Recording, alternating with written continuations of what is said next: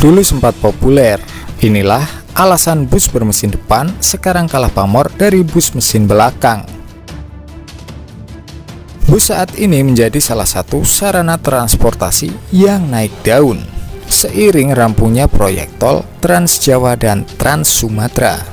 Untuk saat ini, bus bermesin belakang populasinya jauh lebih banyak daripada versi mesin depan. Lalu, apa sih keunggulan bus mesin belakang? Padahal selama beberapa dekade lampau, bus bermesin depan begitu banyak dijumpai. Coba kita mundur ke belakang. Dulu, bus adalah hasil konversi dari truk. Kabinnya mempertahankan kabin truk yang oleh pihak karoseri dibangun bodi untuk kendaraan penumpang. Karena basisnya dari truk, maka posisi mesin ada di depan. Kini keberadaan bus bermesin depan semakin terpinggirkan. Model yang tersedia hanya dua jenis, seperti Hino AK Series ataupun Mercedes-Benz OF 1623. Dengan demikian, apakah bus bermesin depan jadi kian terlupakan?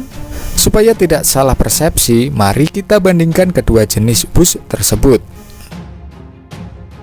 Dulu, bus bermesin depan begitu mendominasi, bahkan digunakan untuk perjalanan jarak jauh lintas provinsi. Kini, populasi bus bermesin depan hanya dijumpai sebagai angkutan jarak dekat dan menengah. Tak cuman itu, bus dengan mesin depan umumnya digunakan melayani kelas ekonomi dan patah saja. Sebenarnya pada dekade 1990 awal, bisa dikatakan menjadi era emas bus bermesin depan. Selain Mercedes-Benz OF Series, pasar sasis bus bermesin depan juga menjadi perlombaan bagi brand Jepang seperti Hino AK, Nissan CB, dan Mitsubishi BM. Kini, bus bermesin depan bisa diibaratkan sebagai mobil di segmen entry level. Pemakaiannya pun terbatas, hanya digunakan untuk jarak dekat dan menengah saja. Dan untuk segmen kelas ekonomi di Indonesia, produk bus Hino cukup digemari oleh para pengusaha bus. Untuk bus ekonomi Hino punya produk unggulan yang bernama Hino AK8.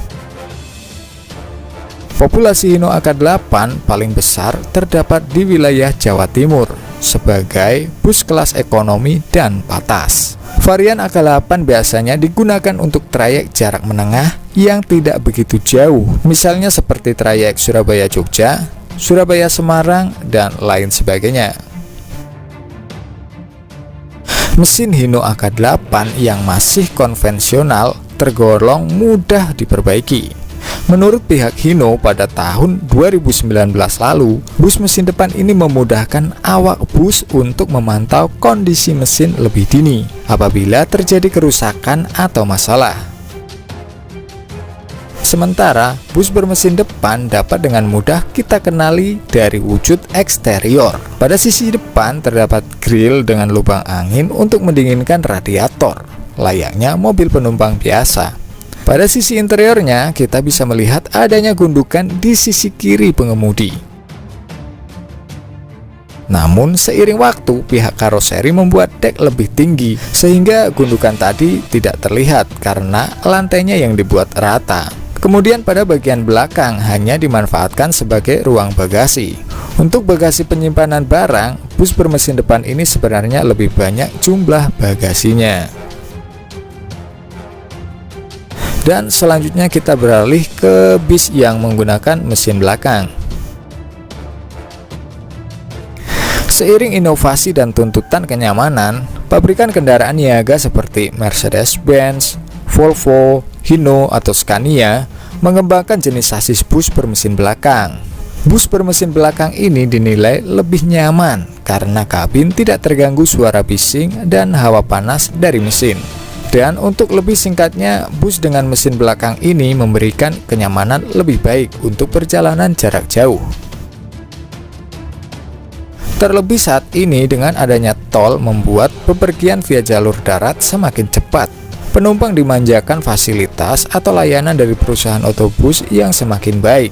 Dan kini, bus bermesin belakang menjadi simbol kenyamanan transportasi darat modern. Mercedes-Benz diketahui sebagai pengembang bus rear engine secara massal melalui model O6600H yang meluncur pada tahun 1951. Kini bus bermesin belakang begitu mendominasi dari berbagai jenis, mulai dari bus biasa, bus dek tinggi, hingga bus double decker alias bus tingkat. Secara fisik dari luar, bus mesin belakang pada bagian moncongnya tidak terdapat grill atau kisi-kisi udara karena terdapat di kap belakang. Dan di sisi kiri belakang ada sirip untuk radiator. Interiornya juga jauh lebih luas di sisi depan karena tidak ada gundukan tempat mesin. Pada bus mesin belakang, suara kabin bakal lebih senyap. Suara mesin hanya sedikit terdengar di area buritan saja. Kabin yang lebih hening dan senyap menghasilkan tingkat kenyamanan yang lebih tinggi. Ada cukup banyak kelebihan yang ditawarkan bus bermesin belakang. Tidak cuma sekedar kenyamanan maupun prestis, karena juga memakai merek kenamaan kelas Eropa.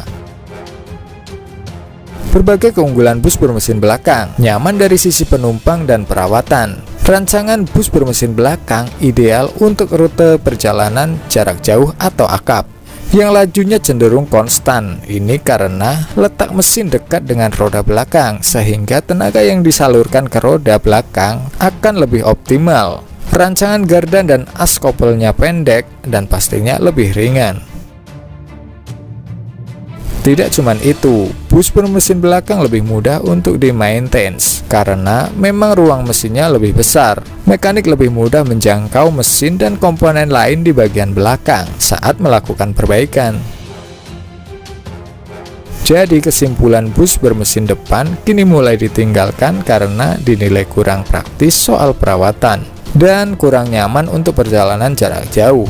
Tak cuma karena efek deru mesin, sasis bus bermesin depan umumnya memiliki tenaga yang tergolong kecil untuk big bus.